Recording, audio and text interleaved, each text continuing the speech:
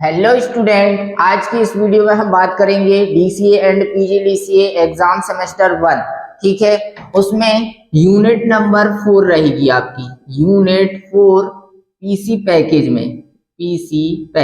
ठीक है, इस पीसी पैकेज के अंतर्गत आपको जो आपका क्वेश्चन होने वाला है, एमएस एक्सेल के मुख्य गुण लिखिए। ये आपका इंपॉर्टेंट क्वेश्चन है जो आपके पेपर में आने की ज्यादा से ज्यादा क्या है, चांसेस है। ठीक है ना, तो ये आपका क्या रहेगा, क्वेश्चन रहेगा।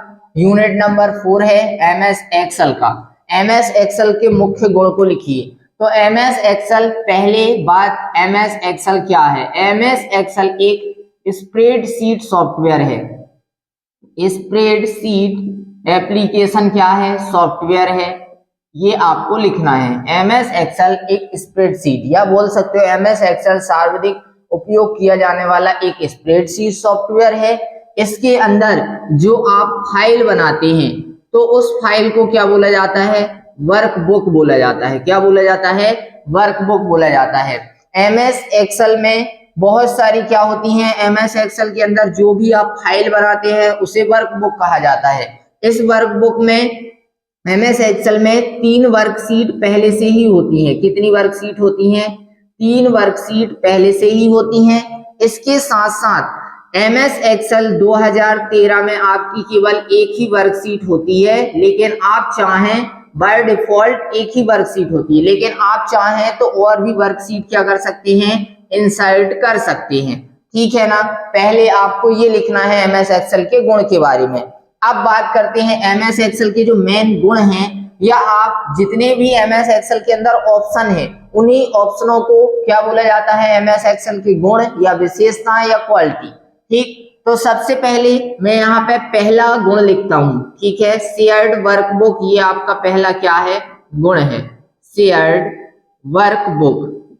इसी में दूसरा आपका रहेगा स्पेल चेक। ठीक है, ये आपका दूसरा रहेगा। तीसरा इसी में आएगा क्लिप गैलरी। ठीक, चौथा इसी में आएगा auto correct and spell check. पहले आपको पॉइंट लिख लेने हैं सारे के सारे, फिर एक एक करके उनको आप क्या कर देंगे, डिफाइन कर देंगे। अगला रहेगा मैनेजमेंट डेटा। इसके बाद छठवा रहेगा नेचुरल लैंग्वेज फॉर्मूला। इसके बाद सातवां आपका आएगा नेचुरल लैंग्वेज के बाद इसी में रहेगा लिंकिंग वर्कशीट। ठीक है, इसी में आठवां आपका आ जाएगा conditional formatting, CONDITIONAL, conditional formatting. ठीक है, इसी में अगला रहेगा नौवा आपका रहेगा large number row and column. ठीक, ये आपके क्या रहेंगे, एमएस एक्सेल के मेन गुण रहेंगे। ठीक है, मैं यहां से साइड हो जा रहा हूं, आप इसका स्क्रीनशॉट लेना चाहते हैं ले सकते हैं। ठीक है, अब बात करते हैं इन गुणों की कि इनसे होता क्या है। ये आपके मेन गुण रहेंगे, आपको ऐसे ही पहले लिख लेना है, फिर इसके बाद नीचे पहला पॉइंट लिख के शेयर्ड वर्कबुक के बारे में बताना है। बात करते हैं यहाँ पे शेयर्ड वर्कबुक की। जब शेयर्ड वर्कबुक का मतलब होता है, ये एमएस एक्सेल में आपका क्या होता है, एमएस एक्सेल में ये आपका ऑप्शन होता है। अब ये ऑप्शन मिलता कहाँ है, ये भी मैं आपको बताऊंगा। इसके साथ साथ इन ऑप्शनों को चलाने के स्टेप क्या होते हैं ये भी बताऊंगा। इसके साथ साथ इस ऑप्शन का यूज क्या होता है ये भी आपको यही इसी वीडियो में समझना है। ठीक है, शेयर्ड वर्कबुक, जब 2 या 2 से अधिक कंप्यूटरों को आपस में क्या किया जाता है, कनेक्ट किया जाता है। ठीक है, तो कनेक्ट करते हैं तो नेटवर्क के द्वारा ये आपस में दोनों कंप्यूटर क्या हो जाते हैं, आपस में कनेक्ट हो जाते हैं। जब 2 या 2 से अधिक कंप्यूटर आपस में कनेक्ट होते हैं तो उस कंडीशन में आप एक कंप्यूटर से दूसरे कंप्यूटर में फाइल को क्या कर सकते हैं, भेज सकते हैं। या बोल सकते हैं कि जब एक सिस्टम से दूसरे सिस्टम में किसी वर्कबुक या किसी फाइल को भेजा जाता है तो उसे क्या बोला जाता है, शेयर्ड वर्कबुक कहा जाता है। लेकिन दोनों कंप्यूटर आपस में क्या होने चाहिए, कनेक्ट होने चाहिए। और किसके द्वारा कनेक्ट होते हैं, नेटवर्क के द्वारा। ठीक है, ये होता है शेयर्ड वर्कबुक। अब बात करते हैं स्पेलिंग चेक।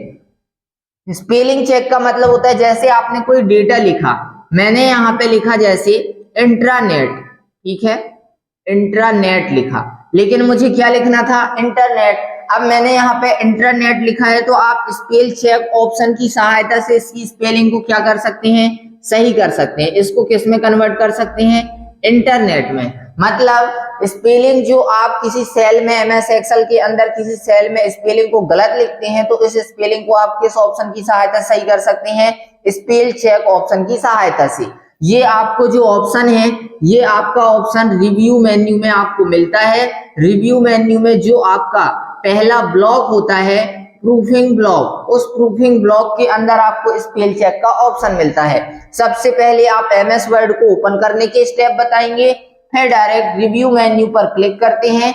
इसमें प्रदर्शित ऑप्शन में से प्रूफिंग ब्लॉक में हमें स्पेल चेक का ऑप्शन प्रदर्शित होता है। ठीक है ना, आपको सिंपल से स्टेप रहेंगे, बस आपको पॉइंट बस ध्यान में रखना है। बाकी ये जो पॉइंट है इन्हीं के अकॉर्डिंग आपको इनकी डेफिनेशन को लिख देना है। यदि आपसे ये पॉइंट बन जाएंगे तो इनमें आने वाली डेफिनेशन आसानी से बन जाएगी। ठीक, आगे तीसरे गुण की बात करते हैं, क्लिप गैलरी। क्लिप गैलरी से क्या होता है, जो आपके कंप्यूटर में पहले से ही पिक्चर होती हैं, इमेजेस या पिक्चर जो होती हैं वो पहले से ही स्टोर होती हैं जो कंप्यूटर के अंदर, वो इमेज को सर्च करने के लिए क्लिप गैलरी ऑप्शन का यूज किया जाता है। जैसे मैंने बोला आप डेटा को कट या कॉपी करते हैं, तो जब आप डेटा को कट किए तभी पेस्ट कर सकते हो, या जब आपने कॉपी किया तभी पेस्ट कर सकते हो। तो वो जो कट या कॉपी किया गया डेटा होता है वो क्लिप आर्ट, क्लिप गैलरी में जाके क्या होता है, स्टोर हो जाता है। उसी प्रकार कंप्यूटर में भी कुछ इमेजेस को क्या किया जाता है, पहले से स्टोर कर दिया जाता है, फिर उन इमेजेस को आप सर्च करते हैं तो वो आपके दस्तावेज या डॉक्यूमेंट में आ जाती हैं। ठीक है ना, तो जैसे कट या कॉपी किया गया डेटा आप तभी पेस्ट करते हैं जब कट या कॉपी करो।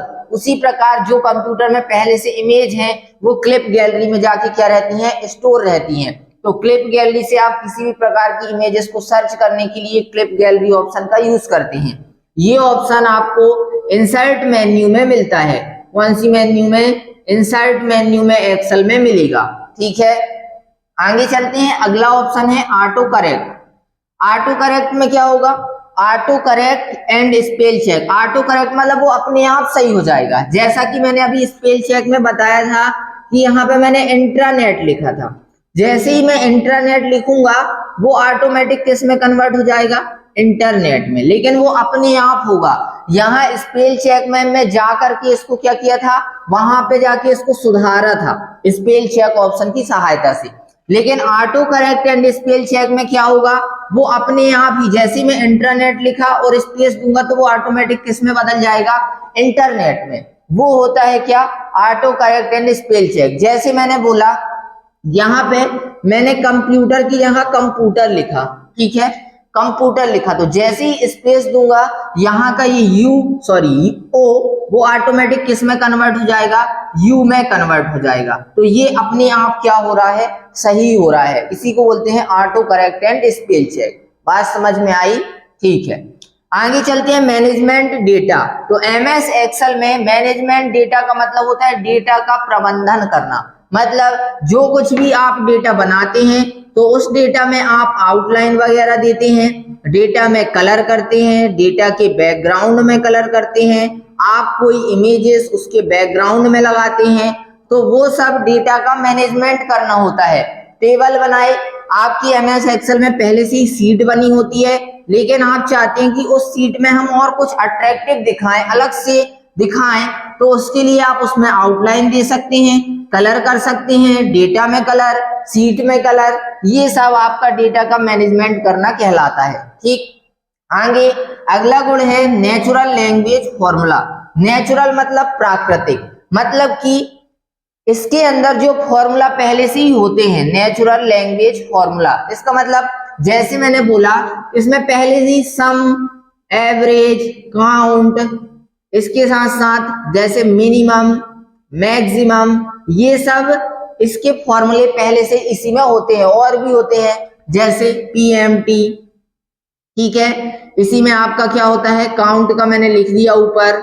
और भी बहुत सारे इसमें क्या होते हैं, फॉर्मूले होते हैं। तो ये कंप्यूटर में मतलब एमएस एक्सेल में पहले से ही होते हैं। लेकिन मैंने बोला कि मुझे किसी के नाम का फॉर्मूला बनाना है, क्या, किसी के नाम का फॉर्मूला, तो ये आप नेचुरल लैंग्वेज ऑप्शन की सहायता से डिफाइन नेम करके ऑप्शन होता है, कौन सा ऑप्शन होता है, डिफाइन नेम का। उस डिफाइन नेम ऑप्शन की सहायता से आप किसी भी नाम, जैसे मैंने बोला एक राम नाम का व्यक्ति है, उस राम के नाम का मुझे क्या बनाना है, फॉर्मूला। तो ये एमएस एक्सेल में पहले से नहीं बना होता है, मैंने इसको खुद से बनाया, तो वो प्राकृतिक हुआ।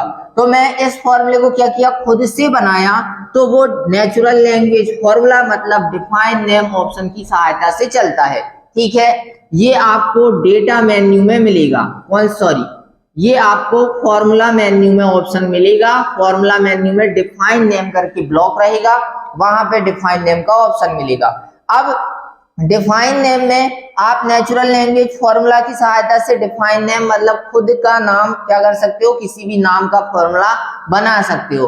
अब ये इसीलिए बनाया जाता है क्योंकि यदि हमें एक सीट है, सीट 1, लेकिन हमें जो सीट 1 में जो डेटा लिखा हुआ है उसका मुझे जोड़ना या फिर घटाना है, तो उसके लिए मैं क्या करूंगा, इस सीट 1 में हमें इसका जोड़ घटाव नहीं करना है, किसी अनदर सीट में करना है, तो उसके लिए डिफाइन नेम का यूज किया जाता है।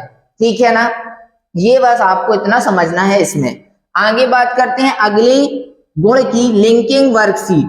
जब आप एक ही, मैंने बोला एमएस एक्सेल में एक ही वर्कशीट में आप लिंक करते हैं, लिंक करने का मतलब ये होता है कि आप एमएस एक्सेल की जो आपकी सीट खुली है वही मैं एक से अधिक कंप्यूटरों में क्या कर देता हूं, ओपन कर देता हूं। तो आप एक ही वर्कशीट में अनेक यूजर क्या कर सकते हैं, काम कर सकते हैं, लेकिन वहां पे कंप्यूटर जो रहेंगे वो अलग अलग रहेंगे, लेकिन सभी कंप्यूटर आपस में क्या रहेंगे, लिंक रहेंगे। तो आप एक साथ क्या कर सकते हैं, अनेकों कंप्यूटरों में एक ही सीट में कार्य कर सकते हैं, और वो जो कार्य होगा वो सभी कंप्यूटर में प्रदर्शित भी होगा। ठीक, इसके बाद कंडीशनल फॉर्मेटिंग।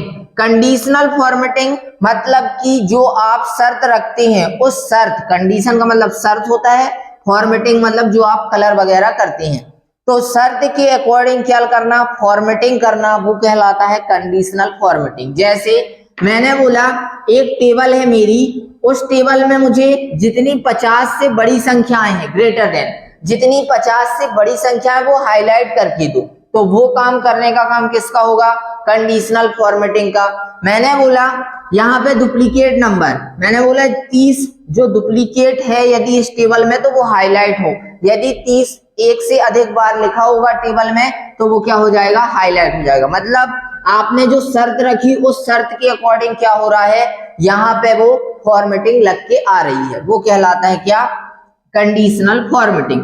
अगला है आपका large number row and column. तो एमएस एक्सेल में जो आपके कॉलम और रो की संख्या होती है वो कितनी होती है ये बताना है।